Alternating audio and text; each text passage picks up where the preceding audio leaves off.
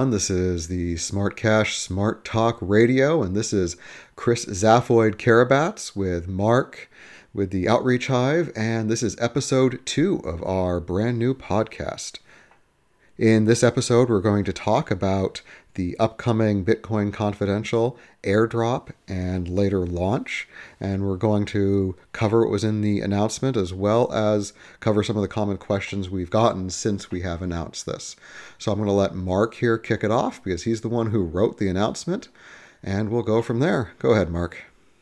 Absolutely. So Bitcoin Confidential is new untraceable digital cash, and it's actually coming from the SmartCash team. This was first announced about 6 months ago at Libertopia, and it's really addressing the need in the marketplace for a fully fungible currency, something where every coin has the same value. And that has a lot of uses in the world. Financial privacy matters, and it's important. This is something that was originally in SmartCash in the Zero Coin protocol, but because of some various issues around that, it was removed. And that lets SmartCash focus on being sort of an exchange of like value for merchants and an everyday currency for that. And then Bitcoin Confidential can focus on transaction privacy. And those two missions don't really work together. So having separate projects is how we decided to approach that. The Bitcoin Confidential snapshot for the airdrop is scheduled on December 15th. At 7 in the morning UTC. This will give everyone who has one SmartCash at the time on a wallet where they have their private keys. They'll be able to get 10 Bitcoin Confidential when the wallet is released. And that is scheduled for between the 22nd and 31st. There's a little bit of a quality assurance process to get that released. But at that time, people can actually move their coins and that airdrop process will be fully completed. Right now, there's about 750 million SmartCash that is eligible, and this excludes any balance that's less than 1 just to kind of get rid of the dust and make that initial transaction set smaller.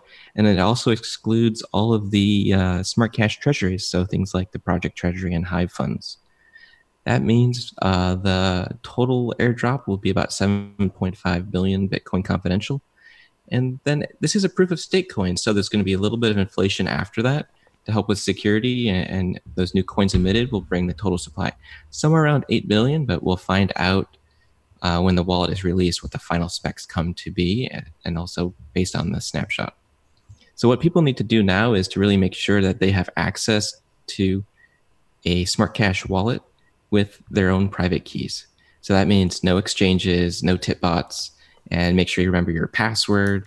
Make sure if you're using the web wallet or iOS or Android wallet, you have this master code. You need that to export the private keys. And later you'll use those to sign a transaction in the new wallet. So there's no form on a website, no third party is going to be involved. It's going to be this transaction set that is taken from SmartCash at this block or on this snapshot time. And then that will allow you to use your private keys to move the coins separately from SmartCash. Excellent. And just to cover a couple of things there, or at least give my little bit of a perspective on there. We did announce this at the first conference that you and I were at together, Libertopia in San Diego.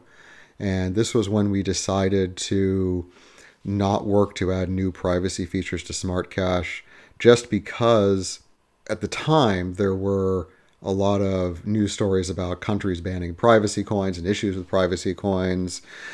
And we had learned in the past from Dash that Dash couldn't even get added to exchanges like Kraken because they had privacy features until they added some tracking to blacklist those mixed coins and so on and so forth. So with our focus on adoption and use of SmartCash as a medium of exchange, we did not want the privacy features to get in the way of that adoption. So we, as much as we didn't necessarily want to, we made the choice to focus entirely on the main purpose of SmartCash, which is use as a currency. And as I've said far too many times, getting the currency back in cryptocurrency. So that was the biggest reason we decided to split off the privacy feature into its own coin.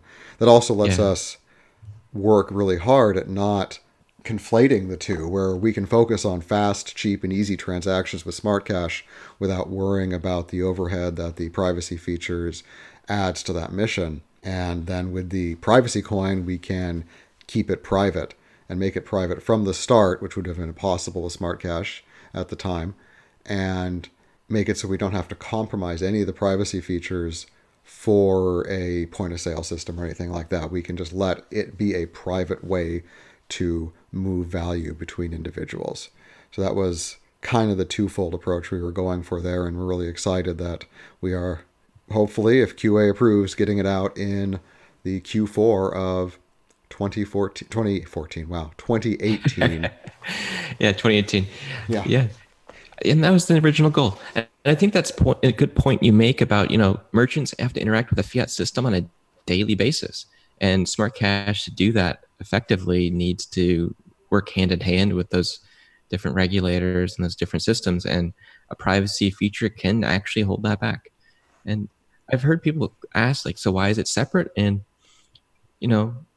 you explained why SmartCash can't have privacy, but also why should there be a new privacy coin that's come up. And if you look into the different privacy coins out there, they have different issues with them. Either they didn't start off with privacy technology that was current, or maybe they depend on like a trusted setup like Zcash.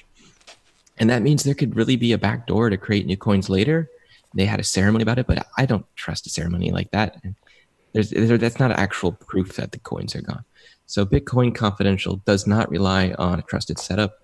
It has the latest sort of privacy features from the Genesis block. So things will be private from the very beginning, and it won't be compromised by having this large transaction set that people can analyze later. Exactly, and we feel that is a very important aspect, especially with the news last week that the Department of Homeland Security was working at tracking all the various privacy coins, particularly Zcash and Monero, and they're working very hard to make sure that our privacy is not honored in this situation. Correct, and there's a lot of legitimate uses just to have privacy in financial transactions. It's something that there's a lot of ways you can approach it, but it's an important thing, and I think generally it's good to be part of these type of movements and not try to push everything into one project. Having two separate projects, two separate teams in the future, and different technologies can really be a useful approach. And even proof of stake versus proof of work, it helps to have a way of approaching it. So Bitcoin Confidential is proof of stake version 3. I guess version's not really, version 3. Mm-hmm. And that adds some new features, things like cold staking for security, just to get a little extra, trust in the world, or I don't know how you describe it, but it means that you don't have to leave your coins in a hot wallet all the time. You can put your coins on cold storage and continue staking. So it just helps with security, which kind of fits into the confidentiality mindset. Yeah. So if you really want to be hardcore about this, you could get a Linux distribution like Tails, which is amnesiac. It loads temporarily off a USB stick, and it uses Tor, and you can load Bitcoin Confidential on there temporarily from a Brain wallet or whatever. You can really dive into that whole philosophy of privacy. I think that's kind of cool that you can do that sort of thing. One thing to talk about with Bitcoin Confidential is it is based on Bitcoin code. So unlike Monero, which has its own sort of approach with Kryptonite, and this uses Bitcoin code base, so it's compatible with a lot of tools out there, and that helps with adoption. Something that I think Monero has really struggled with. Even like OpenBazaar never added Monero. Correct, and that was something we thought was important because Monero has had all sorts of issues because they went their own way, and there's nothing wrong with that, but we felt that keeping the code base mostly compatible with SmartCash would help us leverage our knowledge that we already have to continue and make a good working product. Yeah, so let's see here. Something else to talk about. There are going to be wallets for Bitcoin Confidential, of course. I think they're starting off with sort of the desktop Qt ones. And you can get those. You'll be able to get them later at GitHub. It's not public yet. We're waiting until after the snapshot and the QA process to make that available. But the website is bitcoinconfidential.com. There's a Twitter account called BT Confidential. There's a Reddit subreddit called Bitcoin Confidential. There's a Discord channel, and there's a Telegram channel that's for announcements. So there's a couple ways you can stay involved. There's even in SmartCash, there's a channel that's been hanging out for the last 6 months called Bitcoin Confidential. And I think you can get involved there too, sort of ask questions and see what's up with privacy coins and what SmartCash thinks about it. Yeah, it's been a very interesting last few days since we ended up announcing the timeline for this. A lot of excitement has happened, which is good this time of year. Get people excited near the end of the year, help them wrap up their quarter on a good mood. And it's good to see the excitement. It's good to see all the interest we have. And my hope is that we'll get a lot of people who are genuinely interested in privacy coins, and they'll stick around and help make our new community even better. Yeah, I think so. And having those people involved really matters because unlike SmartCash, there is not going to be a project treasury. So if people want to get involved, they just got to kind of jump in the game and just help out. And I think that SmartCash has a pretty big community already in places like Brazil, and those areas can really benefit from privacy. There might be sort of a kickstarted approach to Bitcoin Confidential just by leveraging those community members. And then if people want to get involved with sort of staking Bitcoin Confidential, you can do that with your wallet. Just keep it open 24/7. You can also do the cold staking approach and run it off of a smart node. That's another approach. And what's kind of neat is this has been announced since over 6 months ago, and it had sort of evolved in its approach a little bit behind the scenes. But now that it's out in the wild, I think people are really starting to say, hey, this is an interesting thing. Let's think about what this means for everyone in the future. Yep, I'm quite excited to see where this goes over the next few years and just see what grows out of it, because it'll just be its own thing. SmartCash will continue on. We still have version 1.3 planned out for a few weeks from now, again, depending on the QA process, and then version 1.4 late Q1, early Q2 after that with the super nodes, and then a lot of performance enhancements, and then there'll be version 1.5 after that, and we'll just keep pushing on with SmartCash with its dedicated development team, and the Bitcoin Confidential development team will take things their own way, but we'll be in communication, and we'll be able to talk to each other and make sure that anything cool found in one can make its way into the other if appropriate. So we hope to really be able to leverage the two different development paths to get the best of both worlds as much as we can in each coin, to make each coin the best and the most useful that we can make them. Yeah, and it even helps with having we already have existing relationships with exchanges, so we can talk to them about SmartCash. So some sort of benefits of scale there. Don't have to reinvent everything as we go. I'm just looking now also on the website for Bitcoin Confidential, there's a comparison table. And I do encourage people who are getting into privacy coins to sort of take a look at that. Once you actually dig into it, you see that coins kind of like Dash that use mixing, their privacy really it's not effective, and it really shouldn't even be called a privacy coin anymore. And then things like Zcash with their ZK snarks, they do rely on trusted setup. So you can dig into that, see some interesting YouTube videos. And Monero is pretty good, but it is a proof of work coin, and it did not always require private transactions.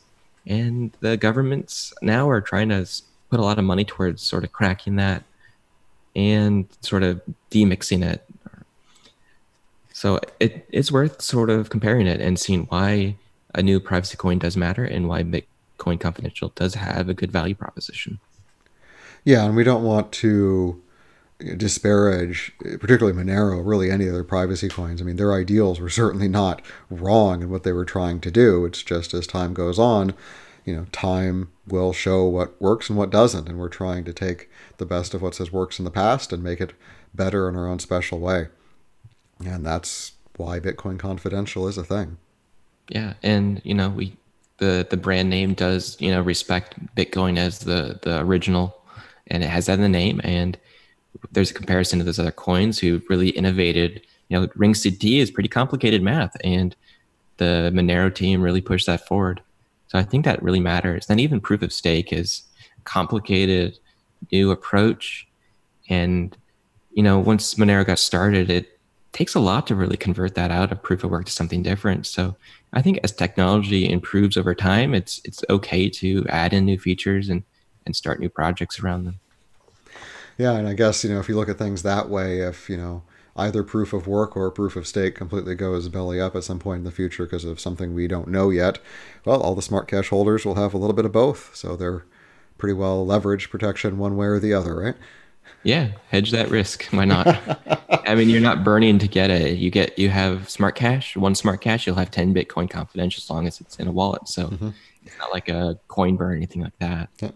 And to touch base there a little bit, some of the questions we've gotten about that claiming process. Just to be clear, the claiming process will be revealed when the wallet is revealed, with full instruction sets for all the official SmartCash wallets, as well as any others we have a good opportunity to write a how-to for. And if you control your private keys, you'll be able to claim Bitcoin confidential. So that means no, not in an exchange, but yes, anywhere else. Your SmartNode collaterals qualify, your paper wallets qualify, your Brain wallets qualify, your Electrum and Node clients qualify. Basically, anywhere where you control your private keys, you'll be able to claim Bitcoin confidential. Yeah. And the key is the balance is going to be looked at the snapshot date. So it's going to be the block closest to 7 a.m. UTC, December 15th, 2018. Exactly. So just now's a good time to make sure you do have control of your coins. And if you are worried about having them in exchange before then, make sure to move them to your own wallet by 0700 on the 15th. And if you have them in a web wallet or one of our mobile wallets, make sure you have your master security code so you can get access to your private keys. Otherwise, you won't be able to export the private key, and moving them after the snapshot will not work for the claim process. So just make sure that you have your master security ID and that you have tested that and know that it works in your mobile wallets or the web wallet. And it's a great time now to just remind everyone about security with private keys. So they are how you access your funds. So never share it with anyone. Never share your mnemonic phrase with anyone else. Keep it safe and secure. Don't put it in your email. Don't put it in Dropbox. Don't put it on your fridge. No one's going to ask you for that. SmartCash team members will not ask you for this. You'll only need it in this process to sign it in the new wallet. And that's something we'll have a guide out later. So just be a little cognizant, be aware of what you're doing with private keys. And if you have any questions, just jump in Discord and ask. 24/7 people are there, happy to help. Yeah, and at the same time, please don't save your private keys in a text file on your desktop that's asking for some piece of malware to wander by and say, hey, now I have all your money. So it's very important that you don't keep your private keys in a text file on your computer. I cannot stress that enough. Do not keep your private keys in a text file on your computer. You will be very likely to lose your funds if anything goes wrong. Yeah, so just be very careful. Yeah, and keep your antivirus on. It's useful. Scan. It's just basic stuff. Ideally, you would have like a brand new computer that is only used for crypto. To do the best you can. Be aware of this, that this is digital cash, and you are your own bank in the sense that you control it, you can spend it. You don't control it, you can't spend it. And there is no higher authority. There is no one to go to if something goes wrong. So you are in control. And by that same note, though, to go back to what the SmartCash team members or volunteers will never do, we will never send you a file to download and run. We will point you at a download on the official SmartCash site if we want you to download something. Because we have had a few instances of people pretending to be one of us and saying, here, download and run this file to get mining or whatever. And then, hey, where'd all my funds go a couple days later? Just be aware of that. And, again, you are your own bank. And just like you hope that your bank doesn't download random software to the computer that has access to all your money, don't download random software to the computer that has all your money. Absolutely. So I think we did a pretty good overview of what Bitcoin confidential addresses, fully fungible currency, untraceable digital cash. And I think if anyone else wants to contribute in the future, just stop by the website, stop by Discord. We're always looking for new interested people in this sort of approach. Absolutely. And just like SmartCash is a community-backed coin, so is Bitcoin Confidential. We are nothing without the users, and we want everybody to be involved as much as they can in the process and working with us and using their own skills as much as they can in spreading the truth of crypto freedom everywhere. Free yourself from central banking with sound digital currency, and in this case now completely confidential sound digital currency. Awesome. Now we can end with some powerful music. All right, guys. Well, all right. This is the end of episode 2. We hope you've had a great time, and we'll have a follow-up episode after the launch to just let everybody know how it went and the final real numbers, and update everybody on where to find all the instructions. So hope everybody has an awesome week, and we'll talk to you again soon.